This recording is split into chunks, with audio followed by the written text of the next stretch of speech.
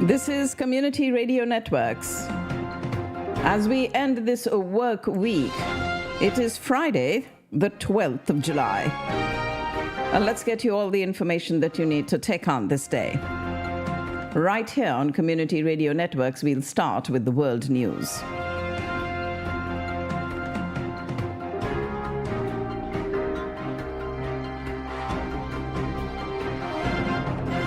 This is Community Radio Networks, the world news, read by Shabnam Madgil. The 75th anniversary summit of NATO came to a close with the leaders of 32 countries bolstering support for Ukraine in its ongoing war with Russia. The conference, hosted by President Biden in Washington, D.C., ended with new pledges to Kyiv, including air defense missile systems and fresh aid commitments. France, Germany, Italy, and Poland agreed to develop and host long-range missiles on their soil as a deterrence measure. Germany will also host U.S. missiles beginning in 2026. Leaders, meanwhile, issued a rare statement condemning China for supplying Russia with commercial components with military uses. Overshadowing the summit was the spotlight on Biden, whose mental fitness has been under intense scrutiny since last month's CNN presidential debate.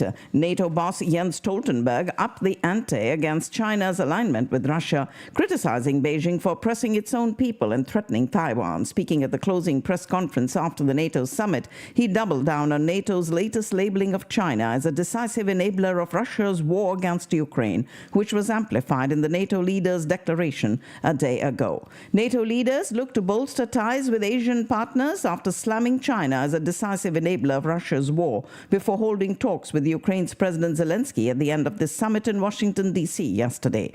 The 32-nation alliance has used the pomp-filled set-up piece in the U.S. Capitol to showcase its resolve against Moscow and backing for Kyiv. The three-day gathering has been overshadowed by political uncertainty in the U.S. After spending the bulk of summit focused on bolstering Ukraine, NATO shifted attention eastwards by welcoming the leaders of Australia, Japan, New Zealand, and South Korea. Of course, it is Turkish President Erdogan who said that any possibility of a direct confrontation between Russia and NATO was worrying. His comments came as Kremlin spokesman Dmitry Peskov said Russia was planning response measures to contain the very serious threat from the alliance. China has refused to condemn Russia's invasion and last year released a paper calling for a political settlement to the conflict, which Western countries said could enable Russia to retain much of the territory that it has seized in Ukraine.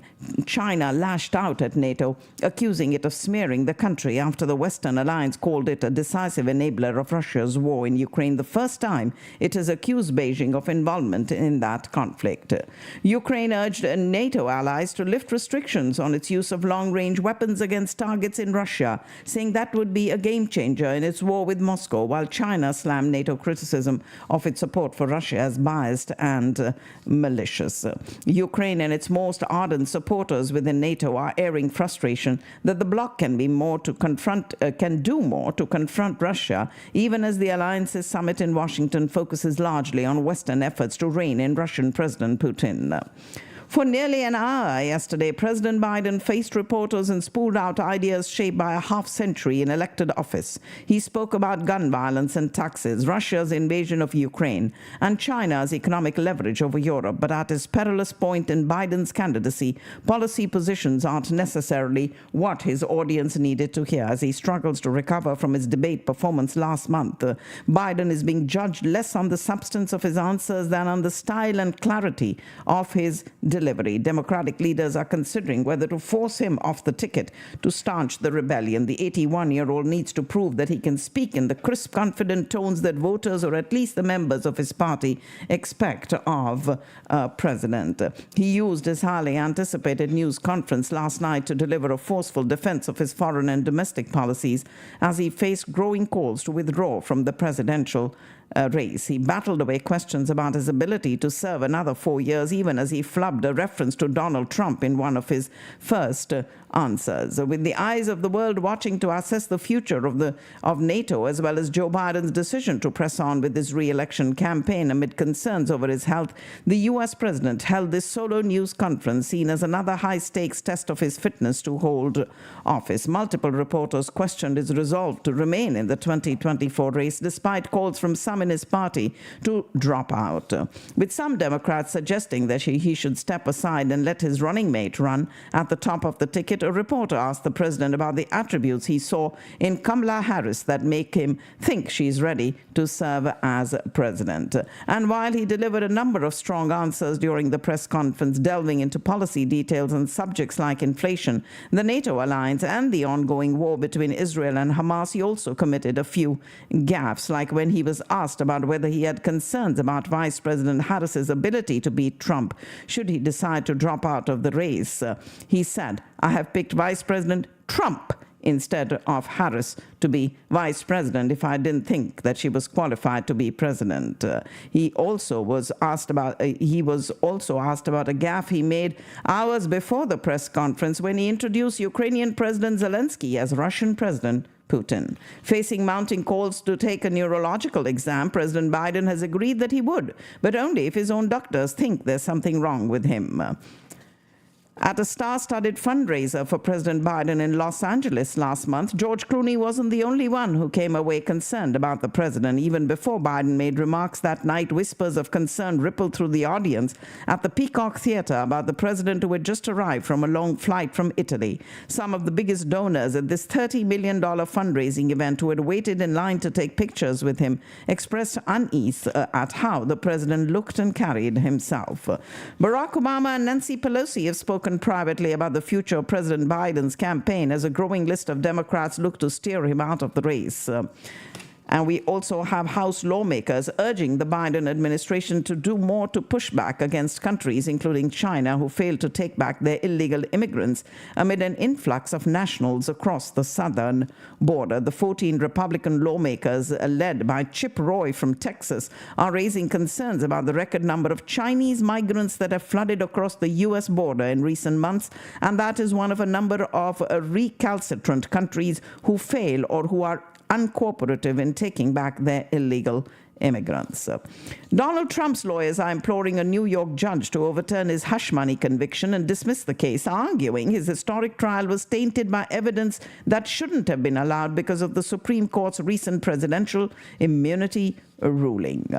A New York City jury has said it'll begin deliberating criminal charges against Senator Bob Menendez at his bribery trial today after hearing instructions on the law. His defense team have told jurors the corruption case against him is rotten to the core as they wrapped up closing arguments in the high-profile trial. He has pleaded not guilty to a 5-year scheme of accepting gold bars and hundreds of thousands of dollars in cash in exchange for political favors. Today marks the third day of testimony in actor Alec Baldwin's involuntary manslaughter trial, nearly 3 years after cinematographer Halyna Hutchins was fatally shot on the set of the film Rust. Hannah Gutierrez-Reed, the armorer of the film, who was responsible for firearm safety on set, has been called to testify today but will not cooperate, her attorney said. She was sentenced to 18 months in prison, the maximum sentence for involuntary manslaughter, in April. A crime scene technician and a former Rust detective said this week that they believe the 26-year-old was the one who brought the live rounds to set. Baldwin has pleaded not guilty and has maintained he did not pull the trigger after he discharged the prop gun. As a historic U.S. heat wave continues, heat-related deaths in July have climbed to at least 28 in the West, while the East Coast recovered from tornadoes and flash flooding as it braced for the return of sweltering temperatures after a brief break. More than 60 million people in 9 western states remained under heat alerts, and 7 cities, including Las Vegas, Phoenix, and Salt Lake City, broke or tied their all-time temperature records, and several cities poised to set new daily high temperature marks, according to the National Weather Service. Iran is still conducting indirect nuclear talks with the U.S. via Oman. Ali Bagheri Khani's reported comments followed remarks in which a White House spokesperson said the U.S. was not ready to resume nuclear talks with Iran under the newly elected president, Masoud Pezeshkian. Efforts were being made to leave suitable ground for negotiation for the new Iranian government that will take office in the next few weeks. However, foreign policy in Iran is ultimately decided by the supreme leader, Ali Khamenei, who warned last month prior to elections that one who thinks that nothing can be done without the favor of America will not manage the country well. Plagued by looting and weather-related problems, a high-profile $230 million pier that the Biden administration said would bring massive amounts of humanitarian aid into war-ravaged Gaza is shutting down after just 2 months. And it is National Security Advisor Jake Sullivan who announced that and suggested the temporary floating pier built by the U.S. is no longer essential for Gaza's supply of food, water, and other humanitarian aid because of key border crossings that have recently reopened during the Israel-Hamas war. The first shipments of humanitarian aid arrived at the pier on the 17th of May. 60 bodies have been found after Israeli operations in Gaza City's Shujaiya neighborhood. Residents of Gaza City were trapped in houses and bodies lay uncollected in the streets under an intense new Israeli assault yesterday, even as Washington pushed for a peace deal at talks in Egypt and Qatar. G7 foreign ministers have condemned the move by Israel to legalize 5 outposts in the West Bank and slammed its decision to expand existing settlements and establish new ones. Prime Minister Benjamin Netanyahu has demanded that Israel retain control of key Gaza territory along the border with Egypt as part of any accord to suspend the fighting with Hamas. And 2 Egyptian security sources have said talks on ending the Gaza conflict have made progress on the issues of hostage releases and withdrawal of Israeli forces, but security arrangements and ceasefire guarantees are still being worked on. Prime Minister Netanyahu's office has sent an Israeli negotiation team to Cairo to hold further Gaza ceasefire talks. A global population peak is set to happen, 10.3 billion, and begin declining by 2084, roughly 2 decades earlier than estimates from 2 years ago. This according to the UN Biennial Population Report. Analysts attribute the earlier peak to a broad decline in fertility rates, the number of children a woman will birth on average, and worldwide that figure has dropped from 3.5 to 2.5 in 3 decades and was closer to 7 prior to the Industrial Revolution. Experts say women's empowerment, increased rate of successful births, and rising child-rearing costs have contributed to dropping fertility rates.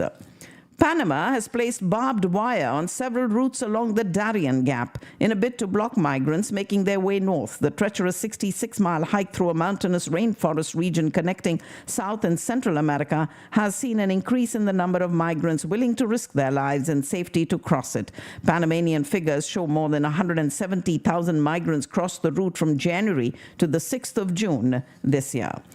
And Brazil's Pantanal, the world's largest tropical wetland area, is burning. It is one of the most biodiverse places in the world, and the fires raging through it are devastating. Nearly 2 million acres have been torched as the fires race through the area. It is the most devastating fire season since 2019 and 20, when the Amazon rainforest burned. Argentina and Colombia meet in Miami in the final of Copa America 2024 on Sunday in what should be an incredible encounter. And after 50 matches, the Euro 2024 final is set, and it should be an incredible matchup also.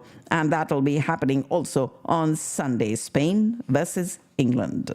Jasmine Paolini and Barbara Krejcikova will each play in their first ever Wimbledon women's singles final, and that'll be tomorrow. They each outlasted their opponents in the 3-set thrillers inside the center court yesterday. With just 15 days before the start of the Olympic Games in Paris, a major French union calling for mass demonstrations and possible strikes to pressure President Macron into respecting the results of recent legislative elections and allow a left-wing coalition to form a new government.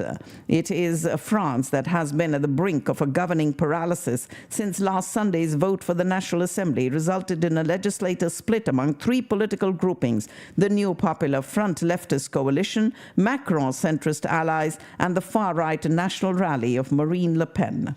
The UN General Assembly adopted a resolution demanding that Russia urgently withdraw its military and personnel from Europe's largest nuclear power plant and immediately return the facility to Ukraine.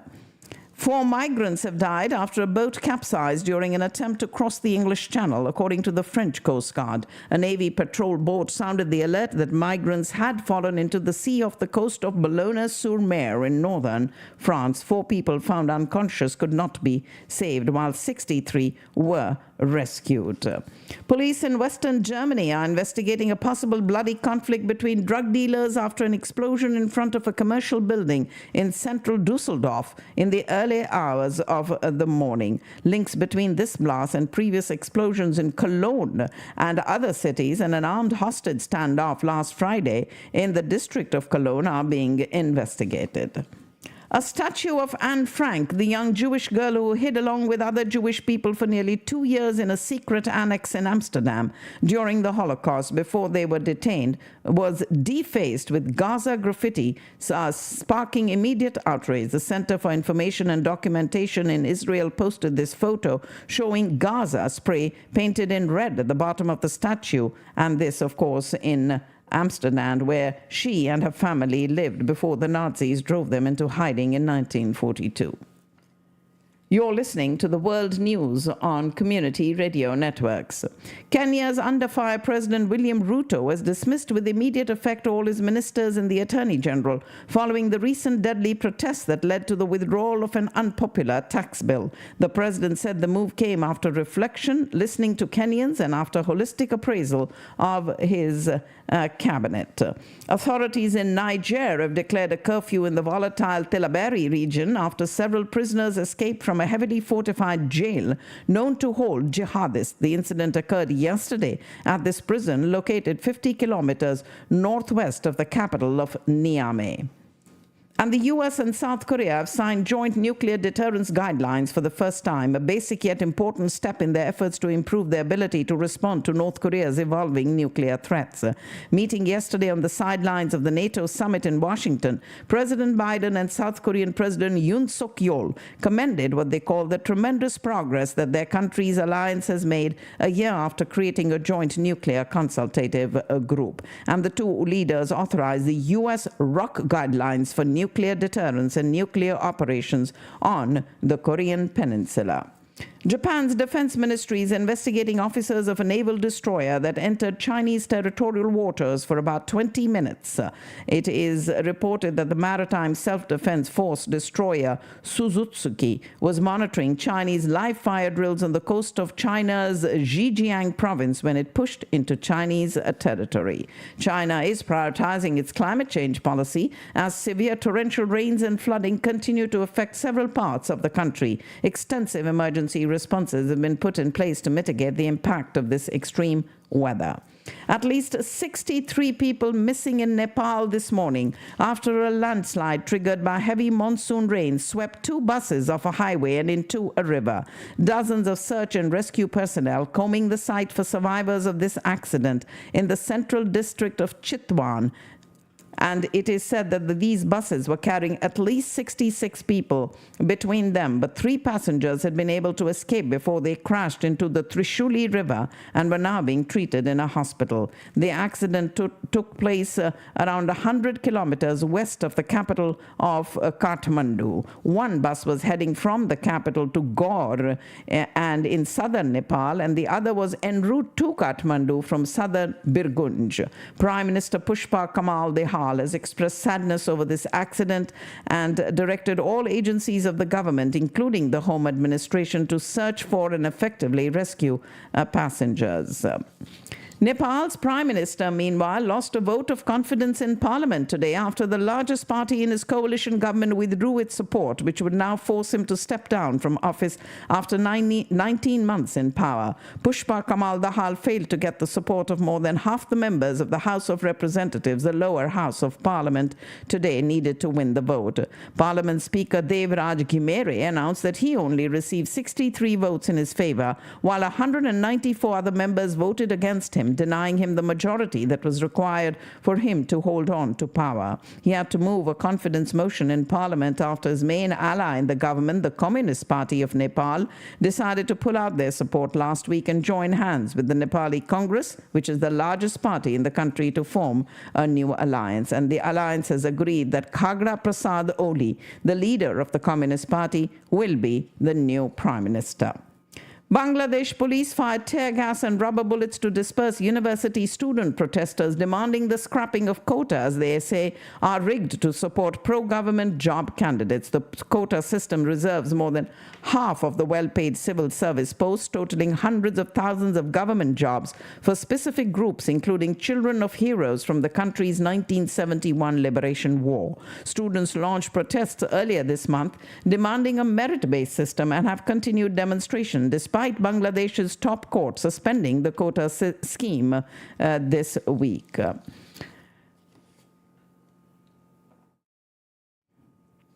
With the billionaire tax issue being discussed by G20 countries, Congress has questioned Prime Minister Modi's position on the matter and India's stance at the upcoming G20 meet. As proposed by Brazil, which now holds the annual rotational G20 presidency, and endorsed by France, Spain, South Africa, and Germany, the world is moving towards a 2% wealth tax on these billionaires.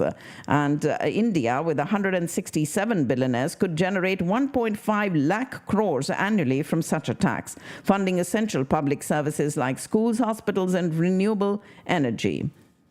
The BJP-led central government today declared that the 25th of June will be observed as the Samvidhan Hatya Divas to mark the imposition of the emergency. In 1975, on the 25th of June, the Indira Gandhi-led Congress government imposed the emergency, leading to the suspension of most of the civil rights for over 2 years, following which there was a gross abuse of power by the government of the day, and the people of India were subjected to excesses and atrocities, according to this government's notification shared by Home Minister Amit Shah. And the decision by Prime Minister Modi intended to honor the spirit of millions who struggled to revive democracy despite facing inexplicable persecution at the hands of an oppressive government. And so the 25th of June, declared by the government of India Samvidhan Hatya Divas, to pay tribute to all those who suffered.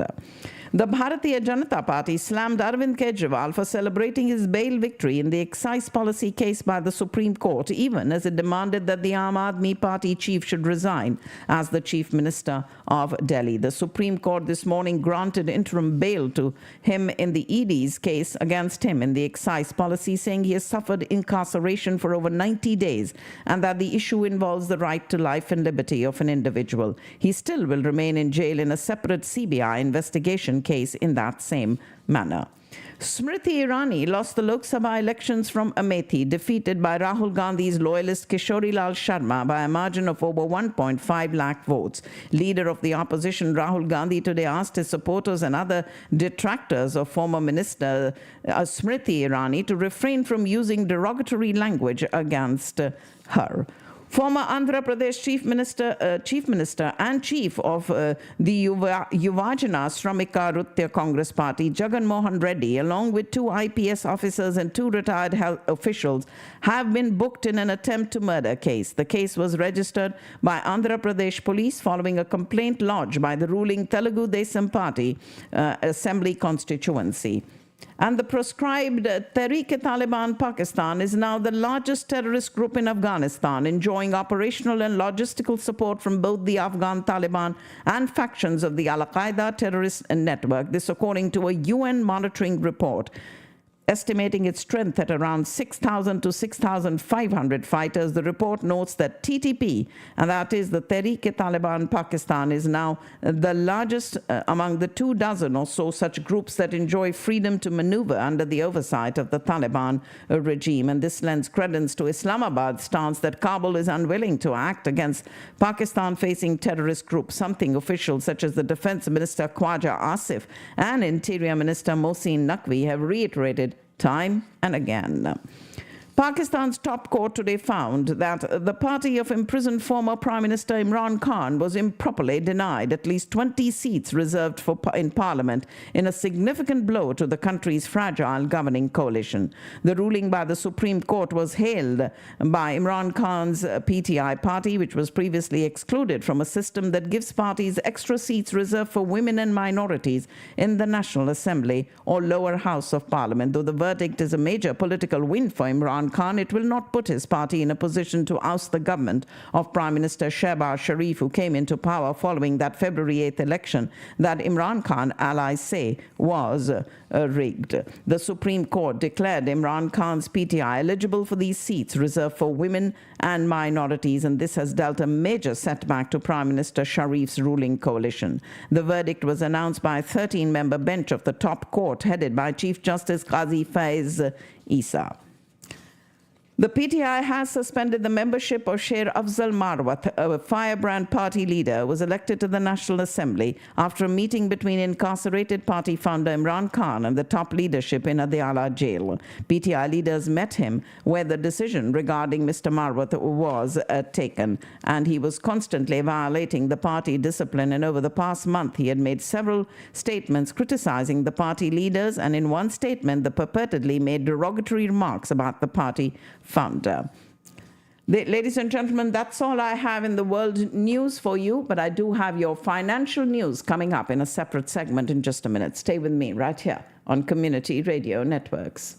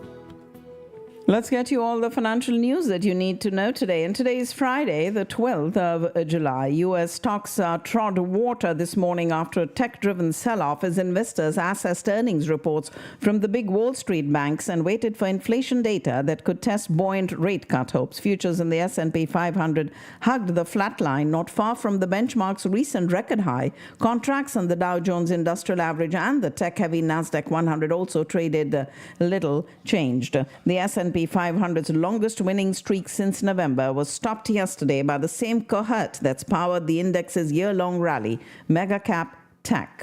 The S&P 500 retreated from a record as investors rotated out of the big technology winners of the year, including Nvidia and Meta platforms, and the catalyst for the move was the lowest consumer price index reading in more than 3 years, which sent rates lower and investors into small caps and housing-related shares. S&P 500 fell yesterday 0.88%, retreating from a record it touched earlier in the session and closing at 5,584, and the Nasdaq Composite pulled back 1.95% after also hitting a new record earlier in the trading day. And the tech-heavy index ended the day at 18,283, weighed down by a decline of more than 5% in Nvidia. U.S. consumer prices unexpectedly fell in June, with the annual increase being the smallest in a year. The consumer price index declined 0.1% last month after being unchanged in May, indicating a trend of disinflation.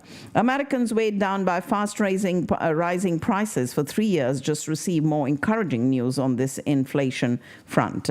U.S. startups received significantly more venture capital funding in quarter 2 of this year than in the prior quarter or in quarter 2 of last year. This according to a report this morning. And this morning, AT&T has said that data from about 109 million customer accounts containing records of calls and texts from 2022 was illegally downloaded in April. The U.S. telecom company said the FBI is investigating, and at least one person has been arrested after AT&T call logs were copied from its workspace on a third-party cloud platform. AT&T said the compromised data includes files containing AT&T records of calls and texts of nearly all of AT&T's cellular and landline customers interacting with those cellular numbers between May of 22 and October of 22, but does not contain the content of calls or texts or personal information such as social security numbers. FBI not immediately commenting,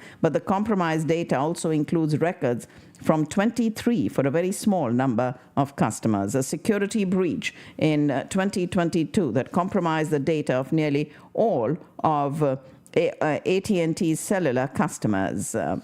They have suffered this massive hack of customer data, separate from one reported earlier this year that included records of calls and texts for nearly all of their phone users for a 6-month period in 22. The company said in a regulatory filing this morning that the breach, which hasn't been previously disclosed, also included those records from customers of wireless service providers that used AT&T's network from May of 22 until October of that year. CDK Global, a software firm serving car dealerships across the U.S. that was roiled by a cyber attack last month, appears to have paid $25 million ransom to the hackers to get their systems back online. The ransomware attack that hit CDK in June disrupted thousands of auto dealerships that use the company's software to manage everything from scheduling to sales and orders.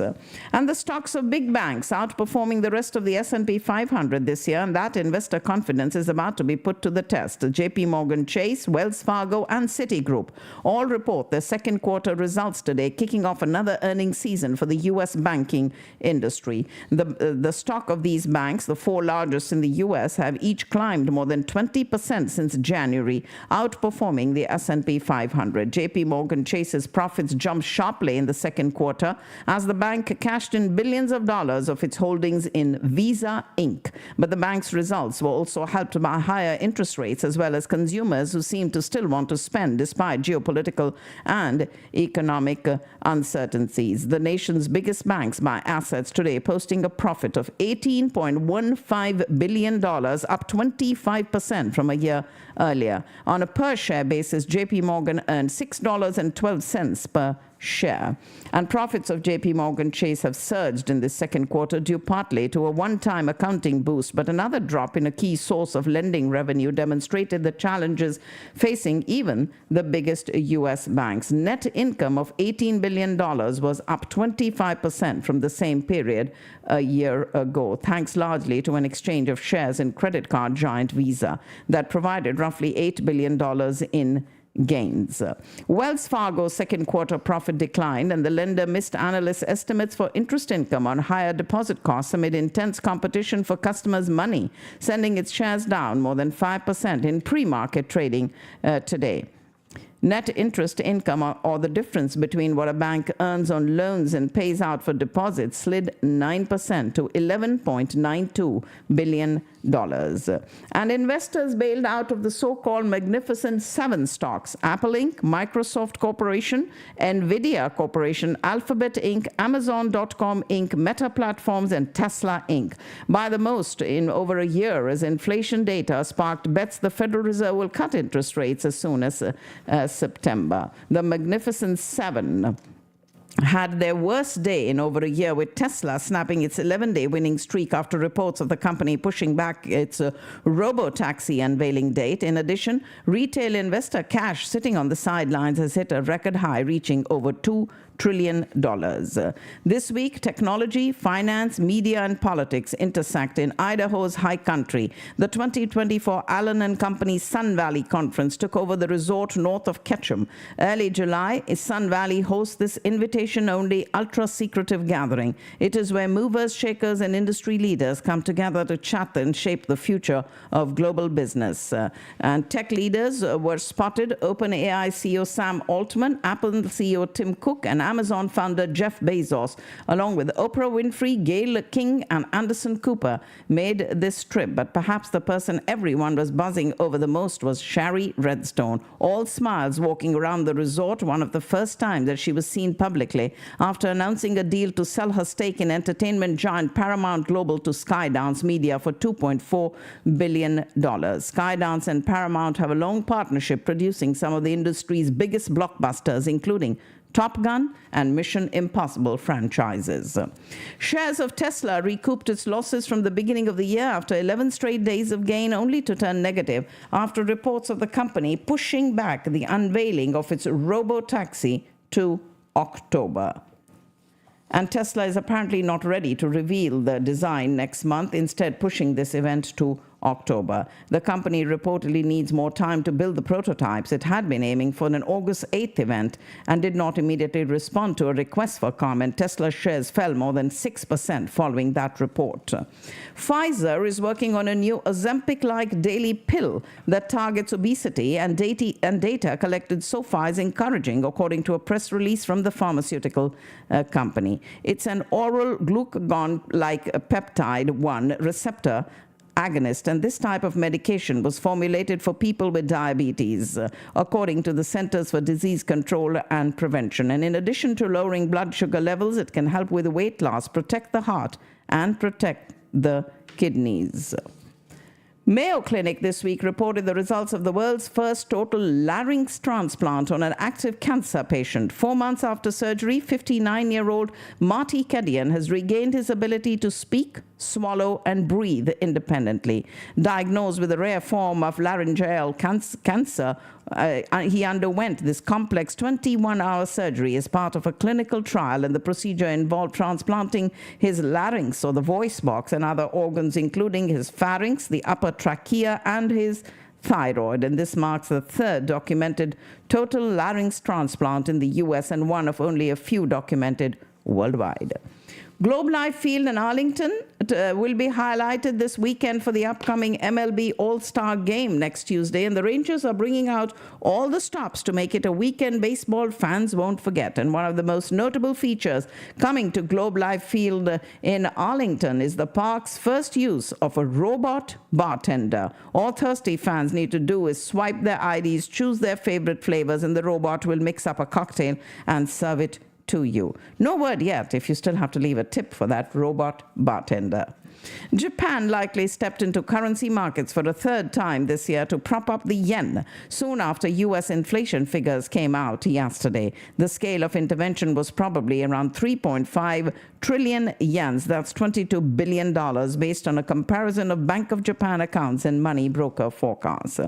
And Delta Airlines stock has tumbled 8%, after the carrier reported second quarter profit that missed estimates despite record revenue for the period. Shares of airline rivals United, American, Southwest, and Alaska have also fallen. Delta Airlines reports that travelers are avoiding Paris ahead of this summer's Olympics, and their aversion to the French capital is costing the company $100 million. Delta CEO Ed Bastian said that tourists and business travelers were flying elsewhere this summer, avoiding Paris. And the airline and Air France has also noticed this summer downturn. The airline's parent company, Air France KLM, reported a revenue loss of as much as 180 million euros, which is approximately $195.5 million between June and August due to the Olympics.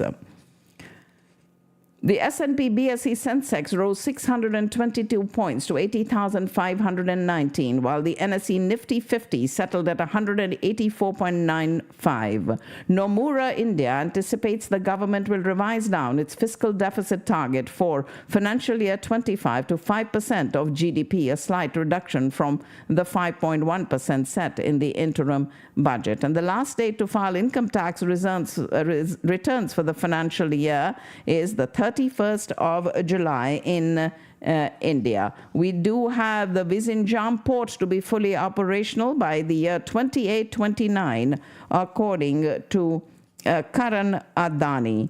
And it is India formally welcoming its first cargo ship to this newly built semi-automated transshipment port in Kerala, boosting the nation's maritime logistics industry.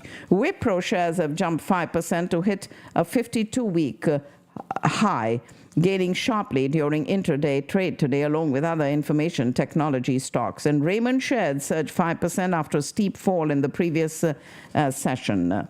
TCS shares have rallied over 3% as the first quarter results beat the estimates. The IT service provider reported strong revenue growth, solid margins despite wage hikers, and an increase in headcount after 6 consecutive quarters of decline or stagnation. We do have also data showing that HDFC Bank's market value has gained 17%, ending the second quarter this year with a mega cap of $154.4 billion, and this helped the private sector lender jump 3 spots to the 10th position.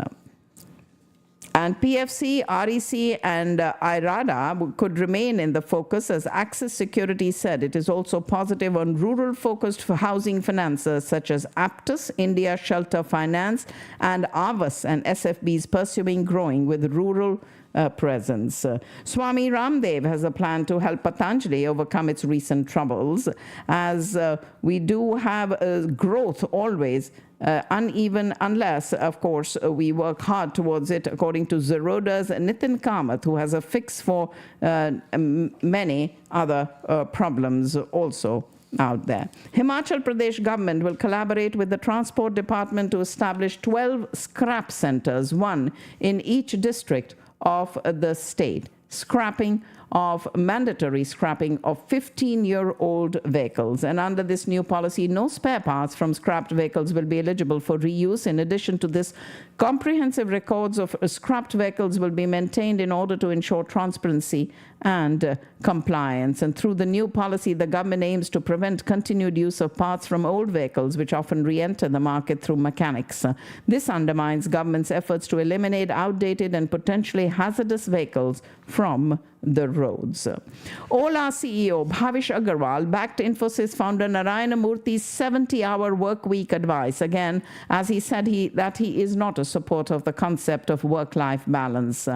And it is earlier where Infosys founder NR Narayana Murthy said the youngsters need to work 70 hours a week in order for India to compete with economies that have made tremendous progress in the past 2 to 3 decades. After his comment sparked a huge debate in the country, he explained his comment, asserting, "I used to work 85 to 90 hours a week till I retired. I received a scholarship right from my pre-university in 1961. All my friends who went to engineering college received a lot of help from the government in terms of their fees, a highly discounted figure." Sarfira movie, Akshay Kumar show from start to end. He's in full form and brings a myriad of emotions to life with his very earnest performance.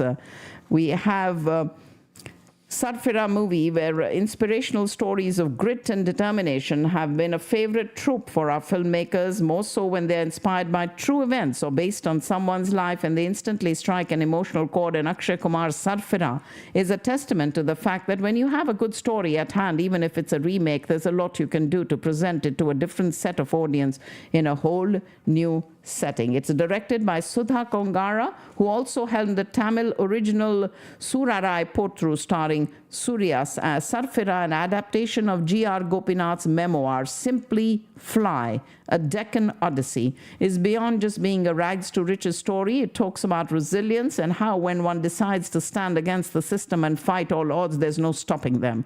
Though there have been way too many films on people chasing unachievable dreams, Sarfira stands out in its treatment and execution, and definitely for the consistency in this script. There's just right amount of every emotion it plays with, and it doesn't get stuck in it for long. You experience happiness and sadness, and the next moment there's a sense of pride in seeing the events unfold in the manner that they do. Sarfira, Akshay Kumar's new movie.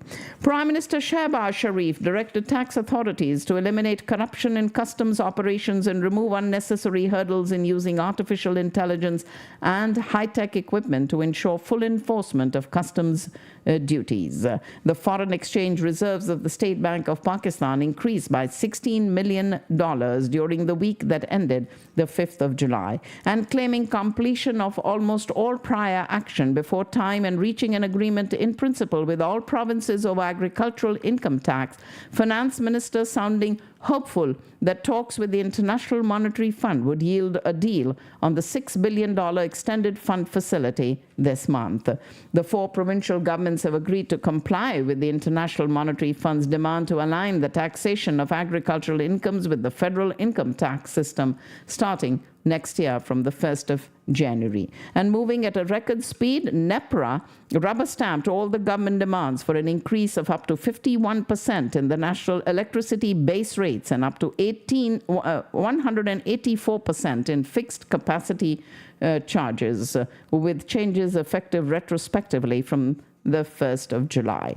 Urban consumers are bracing for a potential shortage of flour as the All Pakistan Flour Mills Association went on a nationwide strike yesterday in protest against the newly imposed withholding tax.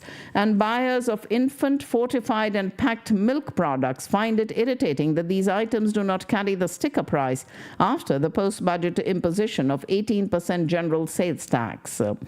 Ladies and gentlemen, that's all I have in the financial news, but we do have the final segment of our program coming up for you next. Just stay with me for one more minute and I'll get that to you right here on Community Radio Networks.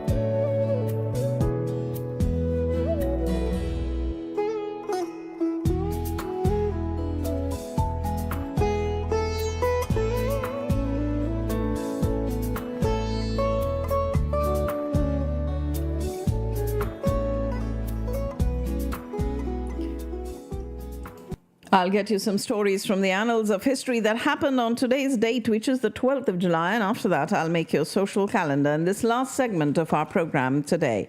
King Richard II appoints Geoffrey Chaucer to the position of Clerk of the King's Works in Westminster on the 12th of July. Way back in 1389, a middle-class son of a wine merchant served as a page in an historic household during his teens and was associated with the aristocracy for the rest of his life.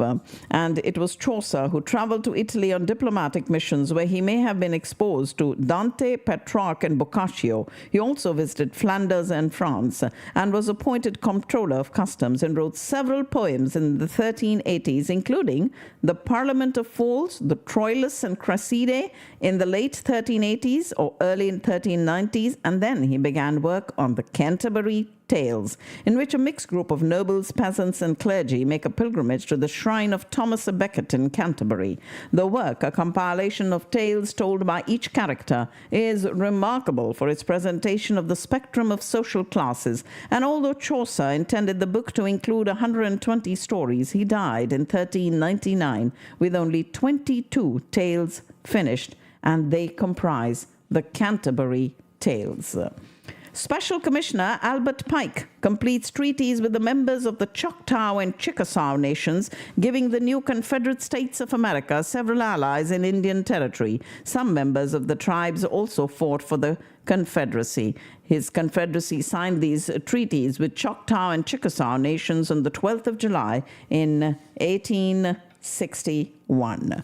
President Abraham Lincoln signs into law a measure calling for the awarding of a U.S. Army Medal of Honor in the name of Congress to such non-commissioned officers and privates as shall most distinguish themselves by their gallantry in action and other soldier-like qualities during the present insurrection. The previous December, Lincoln had approved a provision creating a U.S. Navy Medal of Honor, which was the basis of the Army Medal of Honor created by Congress in 1862. The first U.S. Army soldiers to receive what would become the nation's highest military honor were 6 members of a Union raiding party who in 1862 penetrated deep into Confederate territory to destroy bridges and railroad tracks between Chattanooga in Tennessee and Atlanta, Georgia. And in 1863, the Medal of Honor was made a permanent military decoration available to all members, including commissioned officers of the U.S. military. It is conferred upon those who have distinguished themselves in actual combat at risk of life beyond the call of duty. The Medal of Honor was created on today's date, the 12th of July in 1862. And the first three-wheeled multi-directional Dymaxion car, designed by the architect, engineer, and philosopher Buckminster Fuller, is manufactured in Bridgeport, Connecticut on today's date, the 12th of July, 1933.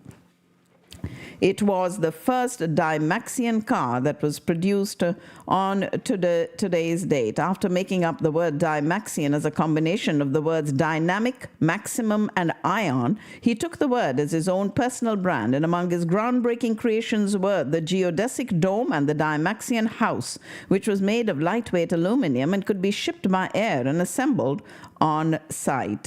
All this happened in 1933. And it was earlier that Fuller first sketched the Dymaxion car under the name of 4D Transport, part aircraft, part automobile. It had wings that inflated.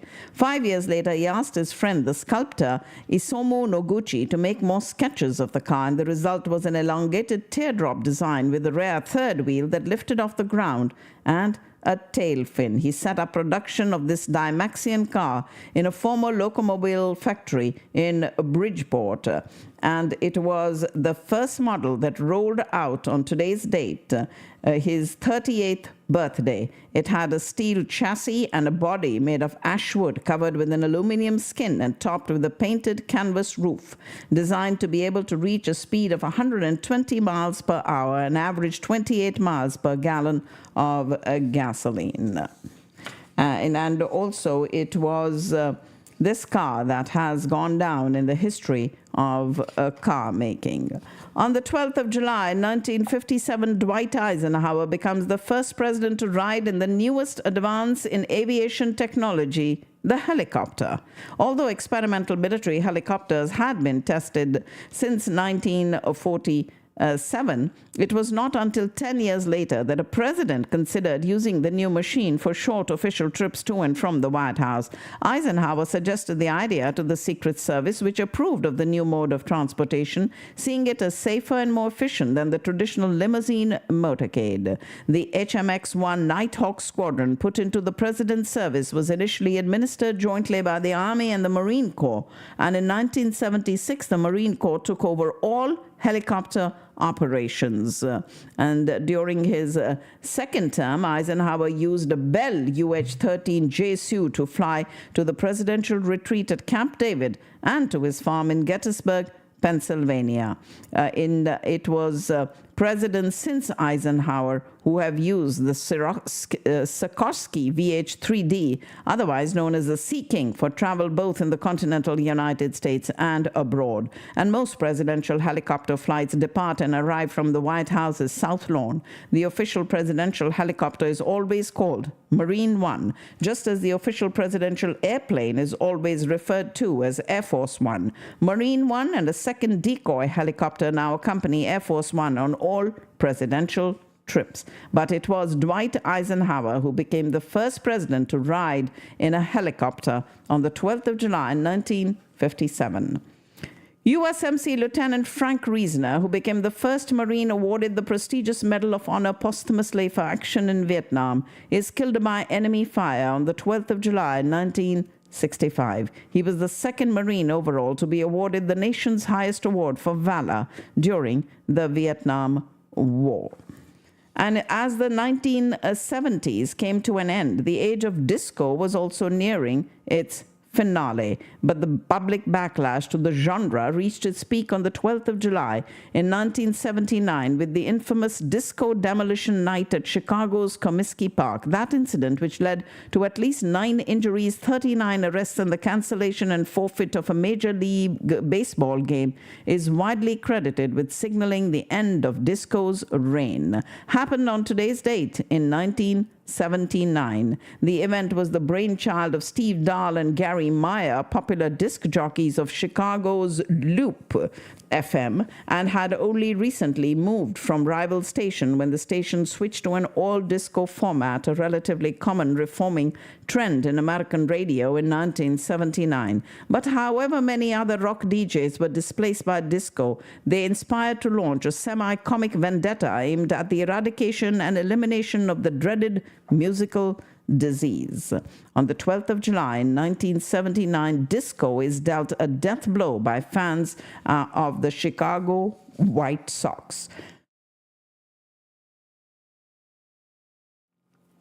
Just 2 days after Mikhail Gorbachev was re-elected head of the Soviet Communist Party, Boris Yeltsin, president of the Republic of Russia, announces his resignation from the party. Boris Yeltsin his action was a serious blow to Gorbachev's efforts to keep the struggling Soviet Union together. In July of 1990, Soviet Communist Party leaders met in a Congress for debate and elections. Gorbachev, who had risen to power in 1985, came under severe attack from Communist Party hardliners, and they believed that his political and economic reforms were destroying the party's control of the nation. He fired back at his critics during a speech in which he defended his reforms and attacked the naysayers as backward-looking relics from the dark past of the Soviet Union. Rewarded with an overwhelming vote in favor of his re-election as head of the Communist Party, and just 2 days after that vote, however, Yeltsin shattered the illusion that Gorbachev's victory meant an end to political infighting in the Soviet Union. And it was Boris Yeltsin who had been a consistent critic of Gorbachev, but his criticism stemmed from a belief that Gorbachev was moving too slowly in democratizing the Soviet political system, and his dramatic announcement of his resignation from the Communist Party were a clear indication that he was demanding a multi-party political system in the Soviet Union, viewed as a slap in the face to Gorbachev and his policies. And Boris Yeltsin's resignation from the Communist Party came on today's date in 1990. And also in 1984, on today's date, Walter Mondale, the leading Democratic presidential candidate, announces that he has chosen Representative Geraldine Ferraro of New York as his running mate. A daughter of Italian immigrants, had previously gained recognition as a vocal advocate of women's rights in Congress. She became the first female vice presidential candidate to represent a major political party. 4 days after Ferraro was named presidential candidate, Governor Mario Cuomo of New York opened the Democratic National Convention in San Francisco with an impassioned retort to Republican President Ronald Reagan's contention that the U.S. was a shining city on a hill. Citing widespread poverty and racial strife, Cuomo derided President Reagan as oblivious to the needs and problems of many of America's citizens, and his enthusiastic keynote address inaugurated a convention that saw Ferraro become the first woman nominated by a major party for the vice presidency. However, Walter Mondale, the former U.S. vice president under Jimmy Carter, proved a lackluster choice for the Democratic presidential nominee. And President Reagan and Vice President George Bush defeated this ticket in the greatest Republican landslide in U.S. history. The Republicans carried every state but Minnesota, Mondale's home state. Ferraro left Congress in 1985. In 1992 and 1998, she made unsuccessful bids for a U.S. Senate seat, and during President Bill Clinton's administration, she was a permanent member on the UN Commission on Human Rights. Died in 2011 at the age of 75, and it was in 2021 that Kamala Harris was sworn in as the first female Vice President of the United States.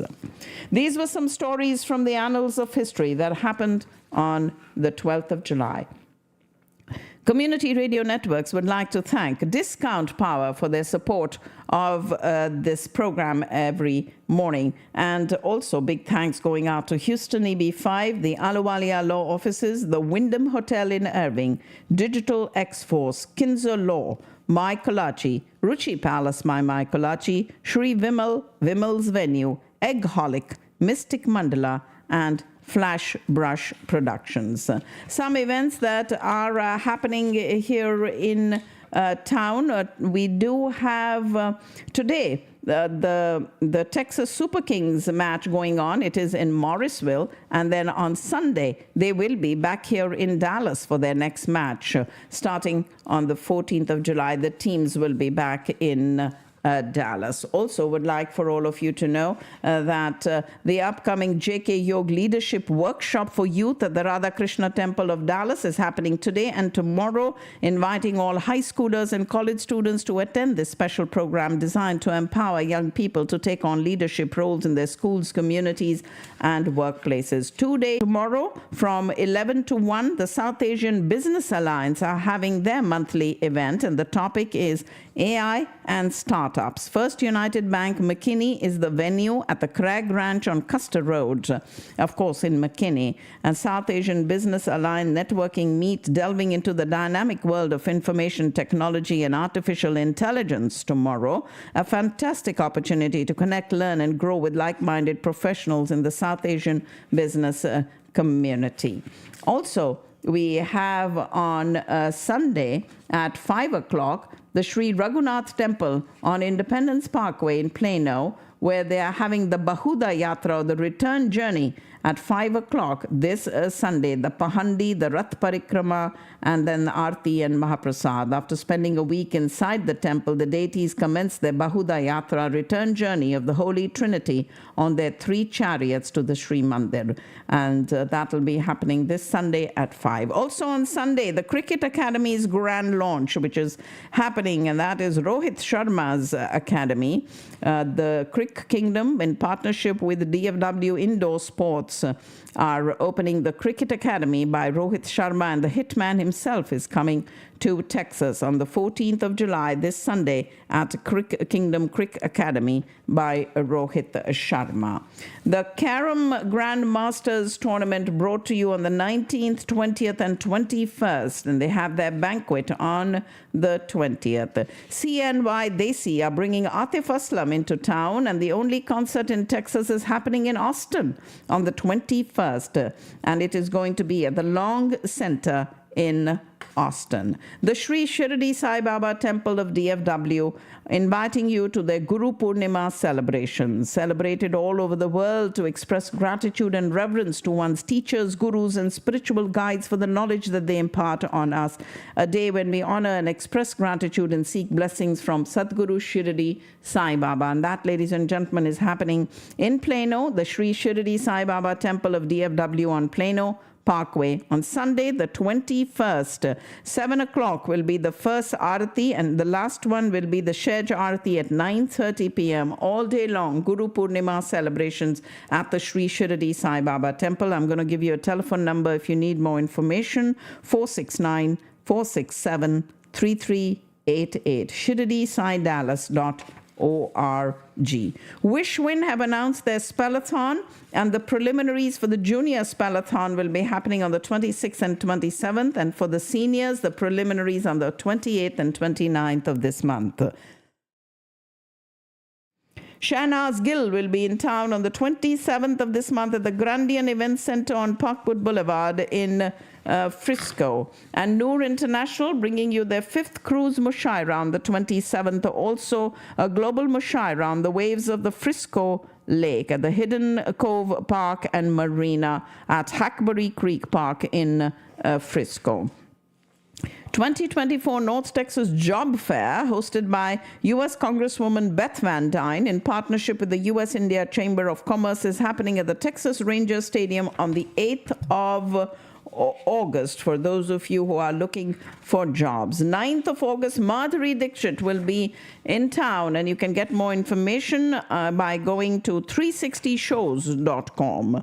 10th August, Yade singing the songs of Kishore Kumar, Lata Mangeshkar and Muhammad Rafi at the Grand Center in Plano. Pakistan Society of North Texas brings you Qaed Mela, a live performance by Farhan Sayyid and Sabah Qamar happening at the Frisco Flyers Event Center on Sunday, the 18th of August, celebrating Pakistan's Independence Day. And a wellness and workshop conference by the U.S.-India Chamber of Commerce, please mark the 22nd of August. And the India Association of North Texas brings you the 47th Anand Bazaar, celebrating 77 years of India's independence, Saturday, the 31st of August at the Frisco Rough Riders Stadium. For more information, if you'd like a booth or would like to sponsor the Anand Bazaar, please go to their website, iant.org.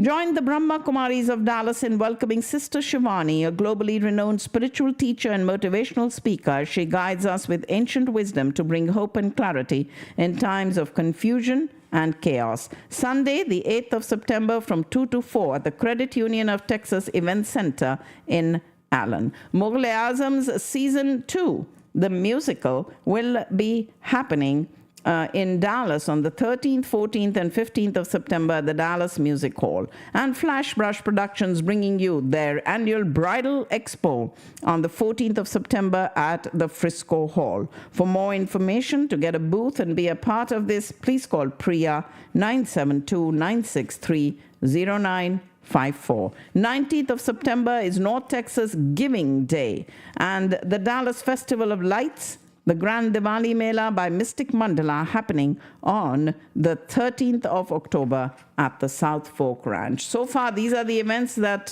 we have coming in town, and that is your social calendar as it stands on this 12th day of July, and I get ready to round off my show for today, hoping you found it very, very informative. You all have a wonderful weekend, and for those of you who'd like to reach me directly, my number is 214-675-1754, and that's my show for today.